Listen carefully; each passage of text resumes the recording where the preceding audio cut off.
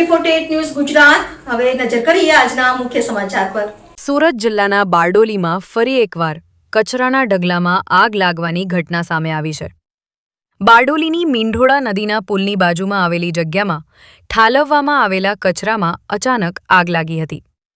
આગ લાગતા જ કાળા ધુમાડાના ગોટે ગોટા આકાશમાં ઊંચે સુધી જોવા મળ્યા હતા, જેના કારણે આસપાસના વિસ્તારમાં ચિંતાનો માહોલ સર્જાયો હતો। ઘટનાની જાણ થતાં ફાયર વિભાગની ટીમ તાત્કાલિક સ્થળ પર પહોંચી હતી અને પાણીનો સતત છંટકાવ કરીને આગને કાબૂમાં લેવાની કામગીરી હાથ ધરી હતી। ફાયર કર્મચારીઓની ઝડપી કામગીરીના કારણે આગ વધુ ફેલાતી અટકાવવામાં સફળતા મળી હતી।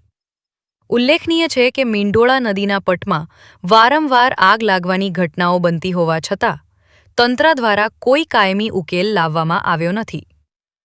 બારડોલી નગરપાલિકા દ્વારા ડોર ટુ ડોર કચરો એકત્ર કરવામાં આવતો હોવા છતાં કેટલાક તત્વો દ્વારા નદીના પટમાં ગેરકાયદેસર રીતે કચરો ઠાલવવામાં આવી રહ્યો હોવાનું સ્થાનિકો જણાવી રહ્યા છે। આગની ઘટનાને કારણે મીંઢોળા બ્રિજ ઉપર થોડા સમય માટે ટ્રાફિક જામની સ્થિતિ પણ સર્જાઈ હતી।